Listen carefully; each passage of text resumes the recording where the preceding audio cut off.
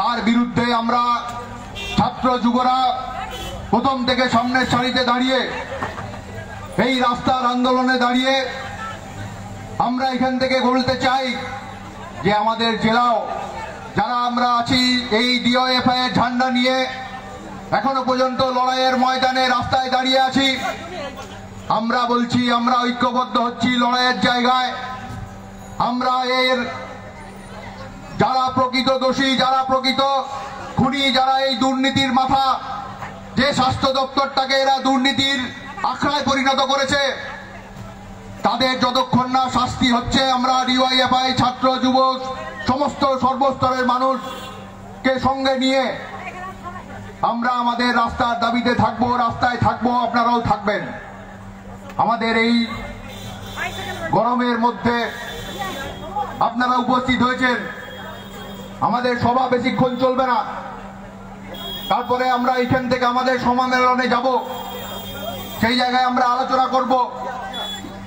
তাই আমাদের এখানে এই সংক্ষিপ্ত সভার মাধ্যমে আমাদের সভা শেষ করে তারপরে আমরা সম্মেলনে যাব।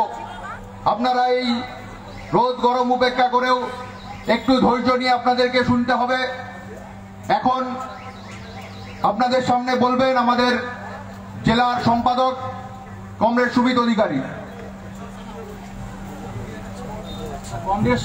কংগ্রেস সভাপতি উপস্থিত আছেন, আমাদের সংগঠনের রাজ্য নেতৃত্ববৃন্দ এবং উপস্থিত আছেন আপনারা।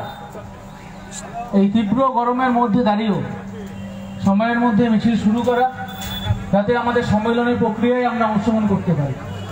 এখানে অভ্যর্থনা কমিটির যারা আছেন অক্লান্ত পরিশ্রম করে এই সময়ের মধ্যে দাঁড়িয়ে আমাদের সম্মেলনকে সফল করার জন্য তারা জান প্রাণ দিয়ে লড়াই করেছে। সবাই চন্দ্রকোনা রোড এলাকা সংগ্রামী জনগণ সবাইকে আমরা সংগঠনের পক্ষ থেকে শ্রদ্ধা, ভালোবাসা, অভিনন্দন জানাই।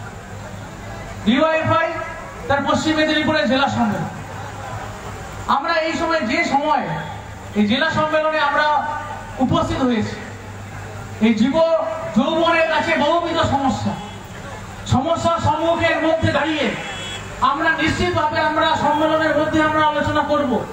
আমাদের গোটা জেলার 45টা লোকাল কমিটি, 203টা হচ্ছে ইউনিট কমিটি, সেই এলাকার আমরা কি হবে এই সময়কালে আমরা আমাদের সংগঠনকে পরিচালনা করলাম সেই আলোচনা করব।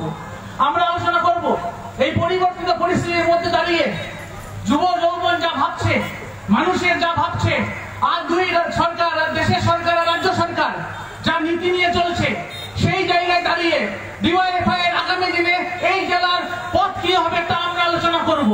আমরা আলোচনা করব আগামী দিনে আমাদের লড়াই সংগ্রামের রাস্তা কি হবে। আমাদের পশ্চিম মেদিনীপুরে ওখানে দাঁড়িয়ে স্পেন থেকে ঘোষণা করছে শালবনিতে কারখানা হবে, পশ্চিম বাংলায় হয়নি, শালবনিতে কারখানা হয়নি, গোয়ালতরে কি হবে আমরা আলোচনা করব। আমরা আলোচনা করব বামপন্থ সরকারের সময়কালে গড়ে ওঠা খড়গপুরে ইন্ডাস্ট্রিয়াল পার্কে আপনি কখনো ইন্ডাস্ট্রিয়াল পার্কে আপনি খেলাধুলার পার্ক আর খেলার মাঠ যদি আপনি করতে আসেন, এই পশ্চিম মেদিনীপুরের একটা নয় একটা যুব তারা লড়াই করবে, রাস্তায় দাঁড়াবে, কাজের জন্য লড়াই করবে। আমরা যার নামকরণ করেছি কমরেড বুদ্ধদেব ভট্টাচার্যের নামে আমরা নকল করেছি। এই স্বপ্ন দেখেছিলেন কৃষির ভিত্তিতে শিল্পটাকে এগিয়ে নিয়ে যাওয়ার স্বপ্ন দেখেছিলেন। সেদিনকে দাঁড়িয়ে তখন ছিলেন মুখ্যমন্ত্রী বুদ্ধদেব ভট্টাচার্য, এসেছিলেন এই শালবনিতে, মাত্র 7 থেকে 8 কিলোমিটার দূরে শালবনিতে সেদিনকে এসেছিলেন এশিয়ার বৃহত্তম লৌহ ইস্পাত কারখানার শিল উদ্বোধন করতে, শিলান্যাস করতে। আপনি সেদিনকে হতে দেননি হে মাননীয়, আপনি সেদিনকে শুধুমাত্র শালবনির ইস্পাত কারখানা শুধু হতে দেননি এমনটি নয়, গোটা বাংলার যুব যৌবনের ভবিষ্যৎকে আপনি সেদিনকে হত্যা করেছেন। এই বাংলার যুব অংশ আপনাকে মেনে দেবে না। লড়াইয়ের রাস্তায় আমরা লড়বো, গোয়ালতরে আমাদের কৃষি খামারের মধ্য দিয়ে হাজার হাজার কর্মসংস্থানের জায়গা কি হবে? কোনো উত্তর নেই। আপনি মাঝে মাঝে মিটিং করছেন, ওখানে মাথার উপরে এসে কি হবে, আমরা সেই লড়াইয়ে থাকবো, আমরা লড়াইয়ে থাকবো। আমরা মিছিলে, আমরা সম্মেলনের যেমন স্লোগানের ডাক দিয়েছি, আমরা বলেছি গোটা রাজ্য জুড়ে নারীদের নিরাপত্তা, এই নারীদের নিরাপত্তা নিয়ে ডিওয়াইফাই লড়বে। তিলোত্তমার হত্যা শুধুমাত্র একটা ডাক্তারি পড়ুয়ার হত্যা নয়, তৃণমূলের দুর্নীতির র্যাকেট চক্রের বিরুদ্ধে প্রতিবাদ করতে গিয়ে হত্যা হতে হয়, খুন হতে হয়, ধর্ষণ হতে হয় ওই তিলোত্তমাকে। তার বিরুদ্ধে আমাদের এই লড়াই সংগ্রাম আগামী নিয়ে চলবে। আসুন বন্ধু, আসুন এই লড়াই কমরেড বুদ্ধদেব ভট্টাচার্য যা ওই ব্রিগেডের সবাই যা বলেছিলেন, এ লড়াই লড়তে হবে, এ লড়াই জিততে হবে। এ লড়াই লড়বে পশ্চিমবাংলার যুব অংশরাই লড়বে, পশ্চিমবাংলায় ছাত্র অংশরাই লড়বে। এ লড়াই জিতবে।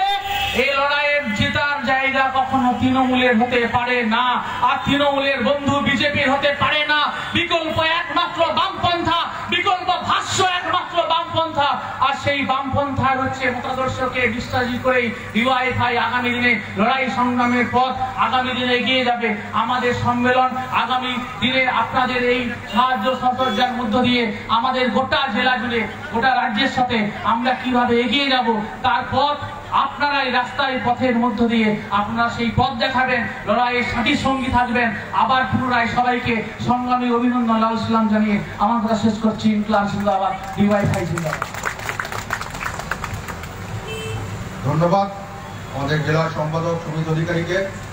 এখন আপনাদের সামনে বলবেন আমাদের সংগঠনের রাজ্যের সভাপতি কমরেড ধ্রুবজ্যোতি সাহা।